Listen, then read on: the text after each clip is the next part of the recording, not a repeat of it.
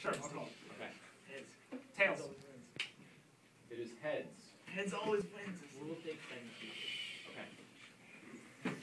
All right. Welcome to the debate. This is a debate between the Democrats and the Libertarians. We're hosting a debate on gun control and gun safety. There's two questions that will be answered in one debate session. The questions will be, number one, would introducing stricter gun control nationally bring down murder rates and gun crime? Number two, it could be argued that the Second Amendment guaranteeing the right to bear arms was a direct result of the revolutionary need for regular citizens to organize militias and defend themselves against possible invasion. Is this need continuously applicable to modern-day American society? So both questions have to be answered within the debate. I'll give you an overview of parliamentary procedure. Each side will have an opening speaker, a constructive rebuttal speaker, and a closing speaker. The debate format will be as follows. The two sides will be represented. The moderator will issue a topic and a question. Number one, the Team A opening speaker remarks for 4 minutes.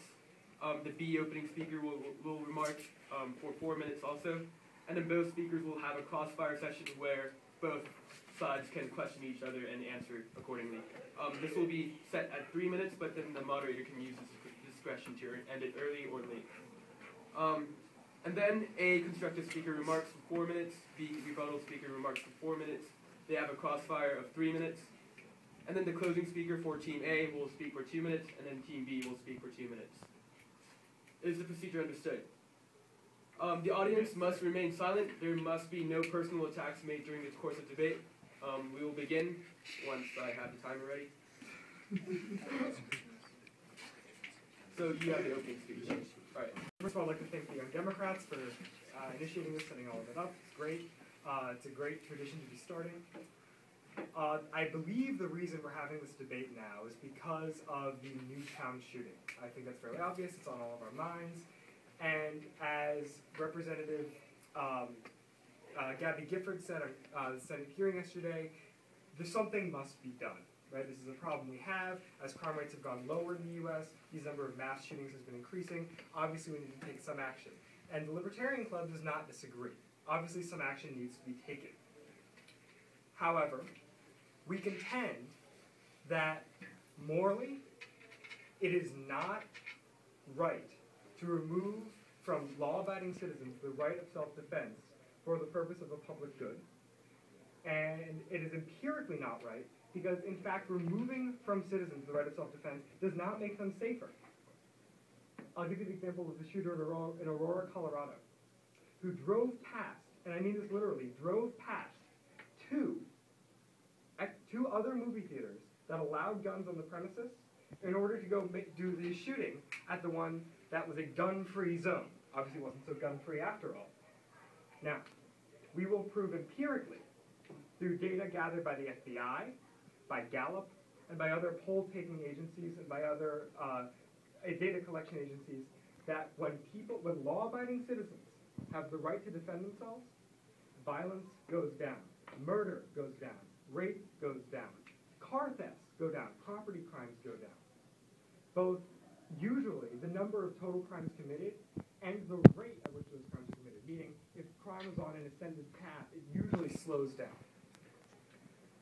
For example of why gun control is morally wrong, our opponents will most likely point to the number of people who are killed with guns or accidentally with guns every year.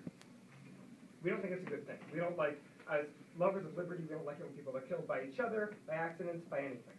The ultimate theft of liberty is death. So we propose that cars should be more strictly controlled, because many more Americans die of car accidents every year than die of gun accidents or gun homicides. We propose that extreme sports should be more strictly controlled, because those are obviously deadly. Don't even get me started on McDonald's. I'm being hyperbolic. Controlling guns will not necessarily make people safer in their homes or outside of their homes.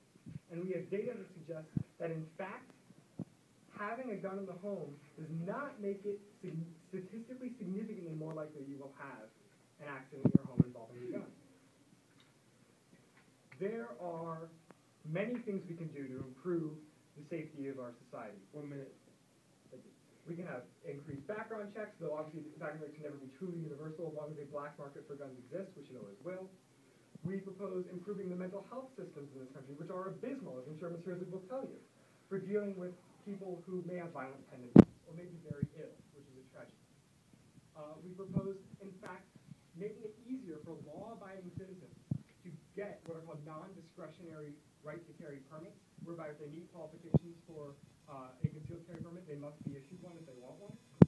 This makes the criminals less incentivized to attack and to prey on law-abiding citizens and therefore make them safer. We can prove that empirically, and our suggestions are that, as John Lott's excellent book on the subject suggests, more guns lead to less crime. Thank you, I'm done. As of 2010, about 40 to 45% of American households owned at least one gun. America is the highest owner of guns per capita in the world. America is a strong, secure, and developed country.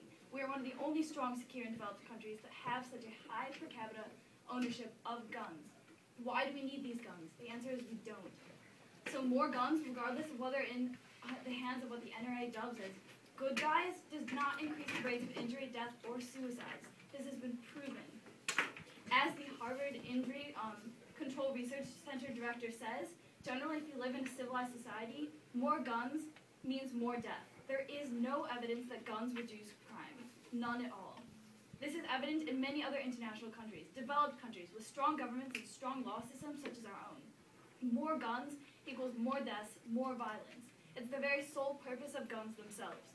We own guns and buy guns and know that they have the intent to harm. We purchase guns for hunting, for self-defense, for even killing other people, and these guns harm other people. That's why guns are created. Australia has experienced violence with this, what their prime minister called the American epidemic. The fact that it's called the American epidemic is something that we need to contradict. We need to turn this around. It's been going on for forever. He called it this in 1996. Australia included more stringent gun laws in 1996 and reduced their death rates by guns by 59%, and they haven't experienced any more mass shootings after this. Australia has rallied against the American disease, and it worked. Similarly, in other countries, such as Great Britain, they have banned all private ownership of automatic weapons and almost all handguns. Everyone has to go through an extensive and exhaustive background check before they even purchase a handgun. This has actually declined murders to the extreme. America has a similar system to Great Britain. We have a similar security in our law. We have similar social security. America should look at these countries as an example and follow this path. This proves that with more gun protection, we have a decline in murders. Japan has 11 deaths, murders by guns in a year in 2008. This is less than what we have with gun murders in a day. You are more likely to be struck by lightning in Korea than you are to be killed by a gun. America can change this. If we ban guns or if we include stricter gun control, we will save lives. Less guns equals less violence. It's the very nature of the subject. So we have blocked gun control research. We have blocked our attempts to manage this rampant gun culture, and we have to do something about it now. You can't deny this.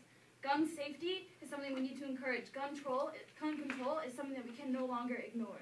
Thank you. Hold on. I will grant you 3 minutes. I'm glad. Thank you for that. Almighty arbiter of time and clock. Ready? Are both sides ready? Sure, we're ready. Okay. If you don't mind, I'll ask the first question. I'm curious about your statistics on international crime rates, because I have right here empirical evidence that says that in 1995, Switzerland's murder rate was 40% lower than Germany's, despite having 3 times higher gun ownership rates. Switzerland's kind of an entirely different case. Switzerland doesn't have a standing army, they have a militia. These people join the army, men join the militia when they're 25. They have stronger restrictions on their guns. America doesn't have these restrictions. They have a stronger healthcare system. They have less deaths and murders from guns, so that country is kind of irrelevant in the case of America when our system is entirely different. Okay, I would first of all point out that you said Switzerland has less restrictions on their guns? Switzerland has more. There's more, okay. They have more regulations for purchasing guns and monitoring ownership of guns. In the case of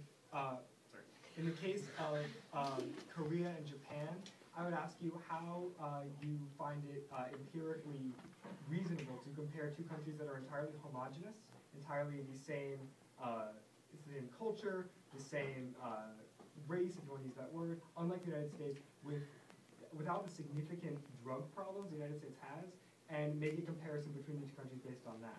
We're sort of ignoring would you say that you are not ignoring the causes of gun crime and rather just comparing data when it doesn't necessarily fit? The results are clear. When Australia put in their regulations, it dropped 59%. So you can't look at it as some sort of connection.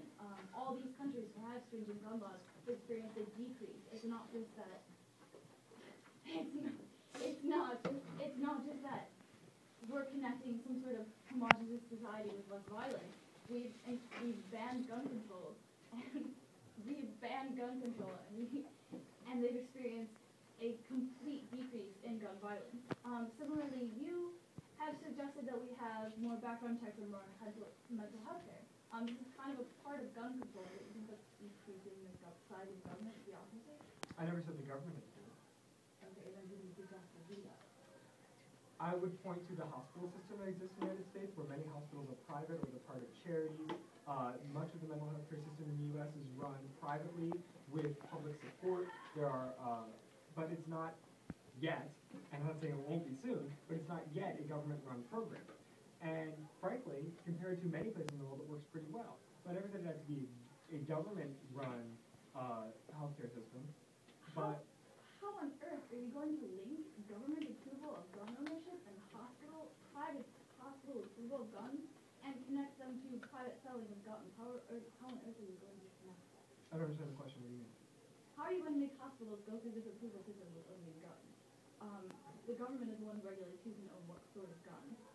The people who sell guns are going to sell. Like, how are you going to connect the people who sell guns with the hospital background, mental health care? How are you going to connect? You need government within that system. I disagree. Before about the 1970s, there were mental institutions in the United States, and that were mental hospitals for people who had been deemed insane. Word we use now would probably be different. And in the 1970s, there was a move to deinstitutionalize clinically insane people. They said they were violating their rights by forcing them to seek medication, even when they're so sick they don't believe they are sick. I propose that if we take better care of the people who are right now largely homeless, largely outcast, largely sort of spat upon by society, they won't be in the position to buy guns. They won't be in the position to act upon their violent urges, and they might not even have those violent urges. We are in overtime. I will end that crossfire session now. At this time. Yeah, okay. One thing that I would like to point out before I get into the nitty-gritty and statistics is that we aren't unilaterally against gun control, as some people have suggested. There are certain regulations in place and certain more regulations that could be put in place that we think would be beneficial and would actually partly alleviate the gun violence problem in America. We're just saying the extent that you want and the extent of regulation that you perceive as being good, and we just don't perceive that as being truly helpful to alleviate the gun violence problem in America.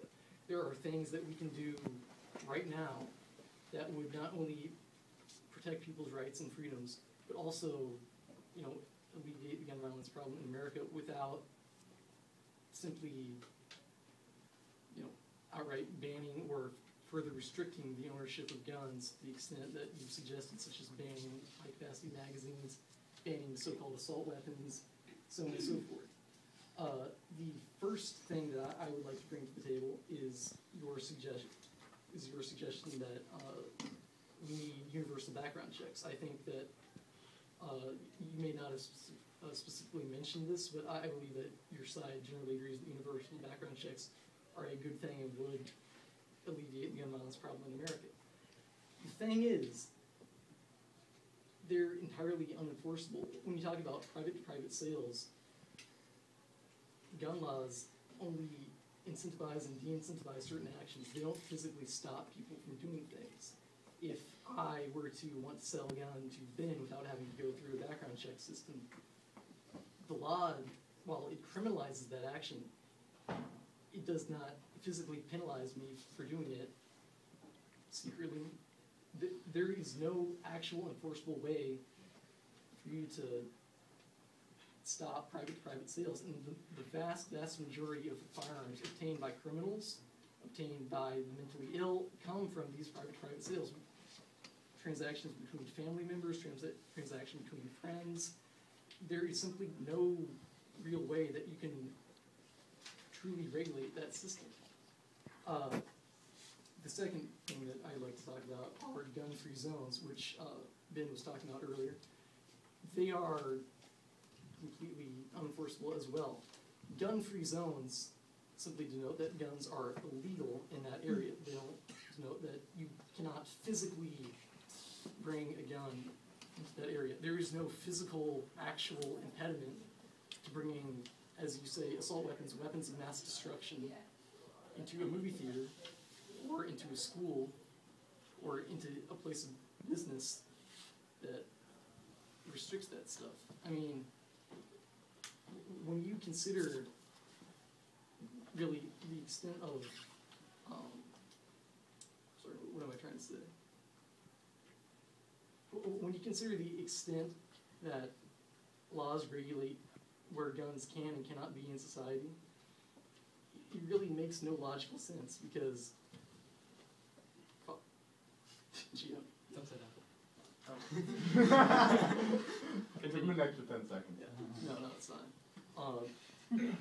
Actually, I think I have made my point, so, yeah. All right.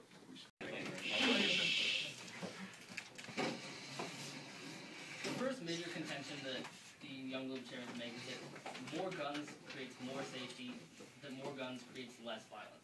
And they say they're going to cite statistics, FBI statistics, something to prove this, but they actually haven't cited anything yet and are just making some sort of fallacious argument. But let's look at the actual statistics. In 1968, there was 1 gun for every 2 Americans. Today, there's more guns than we have people in the United States. We've doubled the per capita ratio of guns. Since 1968, the homicide rate in the United States has only increased. The idea that somehow more guns in our society has made our society safer is completely fallacious and is just a made-up argument. Now, if you look at all the foreign examples we can bring up South Korea, Japan, the United Kingdom, Australia, whatever. It's proven again and again.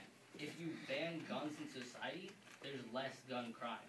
And we don't need to explain that because it's obvious, it's inherent in the entire statement. When you have less guns, there's less gun crime. Now, they brought up examples about movie theaters and how, if you just criminalize guns, whatever, that doesn't stop people from doing this, and they talk about private selling, etc. But that's not true. That's like saying having a murder statute won't prevent people from committing murder. It will prevent people from committing murder because it's against the law. Laws are deterrents. The reason we have laws is to prevent people from doing things that are against the law. Obviously, some people will continue to break the law, but I'm sure that if we didn't have murder laws, there would be more murders. They're essentially saying that laws are ineffective in their entirety. And then, as libertarians, on the other hand, they're arguing that we should add mental health checks and this or whatever in different types of gun control. Essentially, what they're saying is, we agree with you, but just not as much as you want to do. Basically, they've endorsed our position. Now, they never really talk about what they want to do to actually reduce gun crime.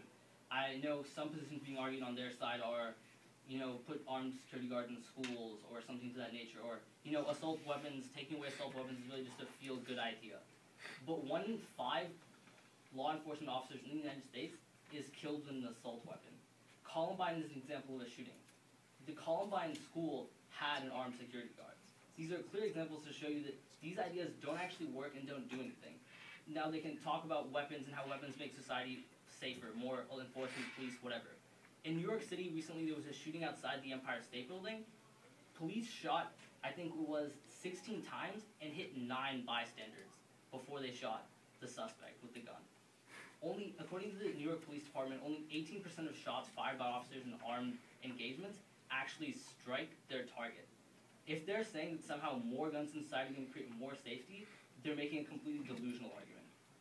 Now they talk about homeless people and mental health, and how we can sort of link up the system through private hospitals, but that makes no sense because without government enforcement, some sort of national database or coordination, that's going to achieve nothing. Now, if we look at VTech, if we look at Aurora, if we look at any of these examples, all the people who committed these sort of actions, they all had some sort of record in which someone noted this person has a mental health problem. But we can't do anything about that unless we put in more laws.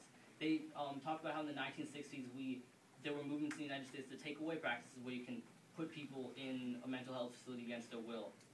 Now they're saying that we should do that, so the Young Libertarians are telling us that we should take away people's freedom and commit them to a mental institute. The Young Libertarians are telling us that we need more gun control, not as much as we want. So I'm not sure what the Young Libertarians are arguing. If they're arguing against an assault weapons ban, if they're arguing against bans on gun clips and ammo, which is something they mentioned.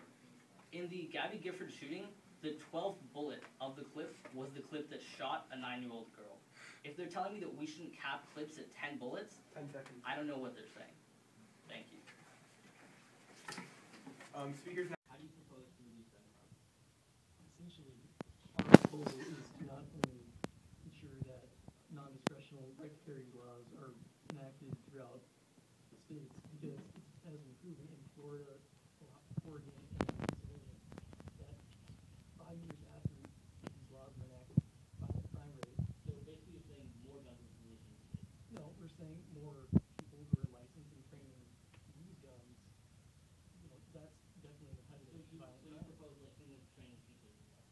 Is that the way forward? No, if these teachers are properly qualified to own and carry these weapons in school, So even though police officers have an accuracy rate of 18%, in which they generally just hit 5 which is how hard it is to engage in armed combat, you're still saying that more guns is the solution as well. are you saying that you would feel less safe if Officer Coach wasn't in the school at the time? I'm saying it doesn't make a difference in Columbine or the police officers in school. That doesn't stop these shooters from shooting more physical police officers. Exactly, because there was approximately one security guard at Columbine who was on break. Also, Why do you think- Why do you potential. think gun control? Wait a minute, let me finish. Cap on guns. I'm the one that started. Cap on gun control. Can I finish what I was talking about? There's no point in saying something we're all predicting to say. In the same sense, the Supreme Court justice will let someone finish an argument that everyone understands where it's going to come out. I'm not a Supreme Court justice issue. You have no right to do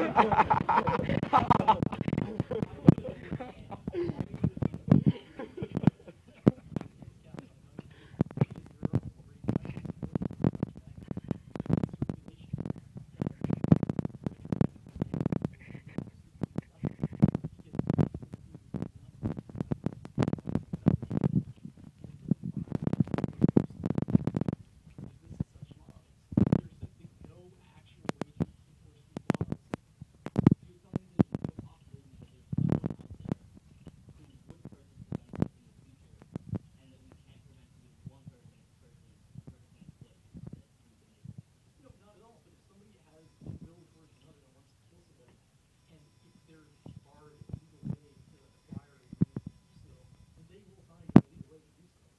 But you don't think we can even reduce the number of deaths by 1 if we add 2 guns? No, frankly, not gun control that you propose that we have discriminately argued against. No, If the Aurora, Colorado shooter didn't have a gigantic gun clip, how could we have shot 70-something people in the span of 2 or 3 minutes? that gigantic underground beta drum that you actually came up on, I think it was 38 rounds or something. You used the shotgun for most of the shooting. I will end that crossfire. I'm here to display some moral argument against gun control. Now, I'm not going to try to argue that somebody who has a gun is going to better defend themselves against someone else who has a gun and is trying to kill them. The Young Democrats have shown that the accuracy is not very high. I'm here to say it doesn't matter, because guns are dangerous, I'll admit. So are cars, so is McDonald's.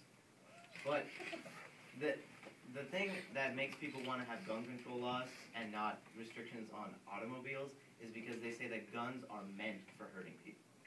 Now, I see their point, but you cannot enforce gun control, or any laws for that matter, without the use of state coercion. The state has a monopoly over coercion in its territory. So, what does the government use to enforce its laws? Overwhelming force. If somebody, as Mustafa said, if murder was legal, people would be more inclined to murder people if they felt like it, because there would be no punishment against them. And that's why we have laws. That's why we organize and we create a force that's more overwhelming to subdue these criminals. But you see, the thing is, I, as a person who has renounced aggressive violence, and most other people that I can talk to will say they have renounced progressive arms. They don't think of it in the same way as the state. But the thing is, the state is comprised of people, and these people are not any different from normal people. So if you want to say that normal people should not have certain guns, I'm in agreement with you. If guns did not exist, there would be less people dead. But the fact is, guns exist, and if you had a gun yourself, you might be able to defend yourself better. 10 seconds. Take Washington, D.C. When they banned guns, the murder rate rose, homicide rate rose 200%. Your when you speaking go time is over.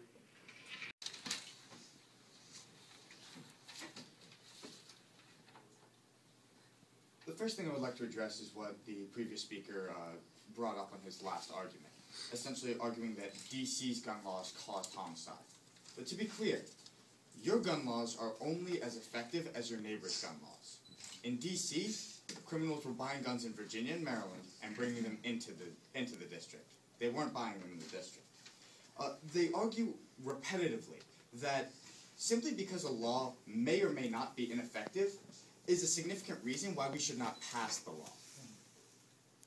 If we had that same argument applied to, as Mujtaba said, murder, simply the argument that people may or may not still kill other people would be a reason not to outlaw murder. It's an illogical argument that you shouldn't accept. They also argue that, in their first speeches, that they do accept some regulation. They do accept some government control. They do accept the government taking some freedom. Then they compare it to automobiles, which they say are completely unregulated. Personally, I find very, very heavy regulations on our automobiles because they're so dangerous. You can't own an automobile, or you can't drive an automobile before you're 16. You have to pass government tests. The restrictions on automobiles are much, much more strict than the restrictions on guns. That doesn't seem logical to me. If automobiles are so dangerous, that's why we regulate them. Guns are made to kill people. That is the purpose of guns, to kill living things.